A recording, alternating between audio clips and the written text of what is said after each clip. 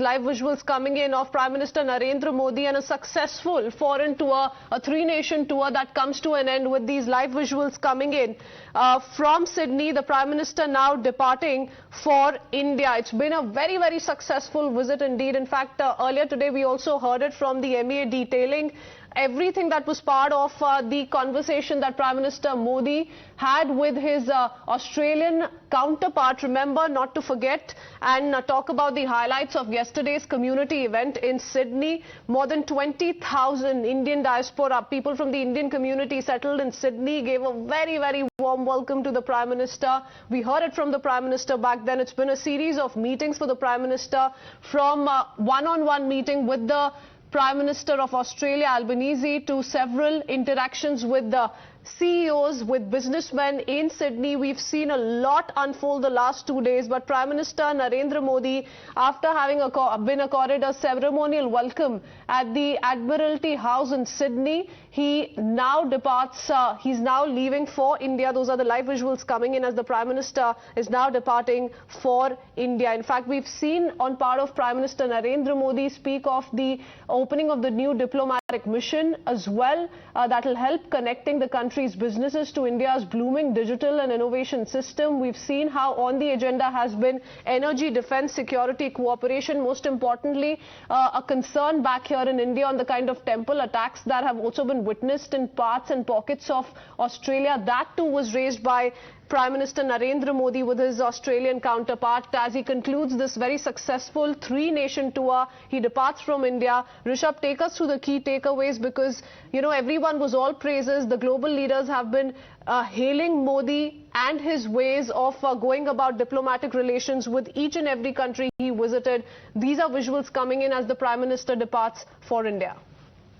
Definitely a very successful three-nation tour comes to an end for Prime Minister Narendra Modi in Japan, where he met Joe Biden and other global leaders, including the Prime Minister of UK as well as Prime Minister of Japan.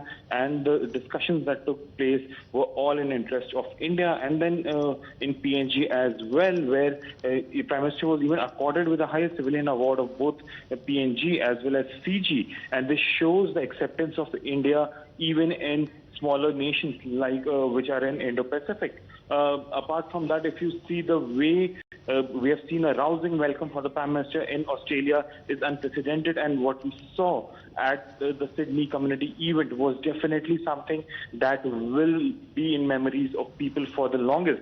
This is definitely a diplomatic success for India to have its Prime Minister visiting the three countries, and not only just visiting but leaving an impact on the countries as well, be it Hiroshima, be it Sydney, or be it PNG. All the three places that Prime Minister visited, he met senior leaders from that very country, and the way this visual that are on our screen, the confidence that India's diplomacy right now has is something which has been unprecedented for India. While now everyone wants to speak to India, everyone wants to be in good humor with India, the way things are shaping up globally for India, definitely India is an emerging world power, and the validation is not only coming in from the domestic audience, but even Indian diaspora as well as the global leaders, including the Australian Prime Minister, including the US President or the European countries. Everyone now wants a picture with Narendra Modi, and that is quite clear after the community event that we saw yesterday in Sydney. Absolutely. And if we talk about his visit to Australia, and as was detailed by the Indian Foreign Secretary as well, that the talks held between the Prime Ministers of India and Australia focused on as many as 11 bilateral topics. And apart from that, like you pointed out, Rishabh, all in all a very successful visit, isn't it? Because we're not just now highlighting what transpired through his visit in Sydney, the kind of welcome he received from the Indian community there, the cultural performances that were put up for him, but even prior to that, his visit to Papua New Guinea, to Fiji, he was conferred the top honors of the two nations. There, before that, of course, the G7, the success rate has been immense if we talk about the visit overall. was just a guest country at G7, but the welcome that we have seen for a guest country. Remember, Joe Biden left his seat and walked toward Prime Minister Narendra Modi to hug him. And that shows that how important India has become for the Western world. Apart from that, when we talk about Australia, the 11 bilateral issues that have been put on table when the heads of government of both the countries met, both the prime ministers, India now is in a position where it can question a country's internal issues if it impacts India. This is the second time that the Prime Minister of India raised the issue of law and order situation in Australia, where the Hindu temples were attacked, or the separatism movement that is happening on Australian soil against India was to table and was discussed. It wasn't just conveyed that we are upset. We even discussed that how things can be managed and how things should be managed rather.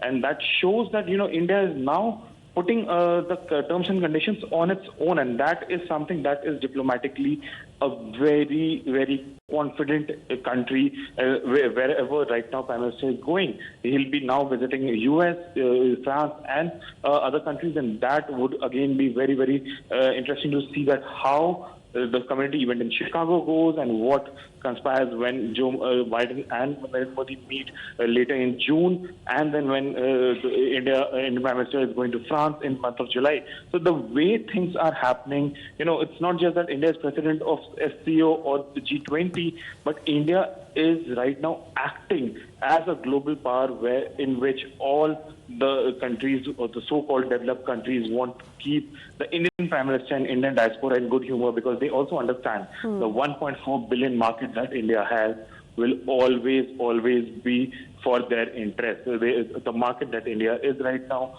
they all would like to. So now the world is competing to sell their goods in India.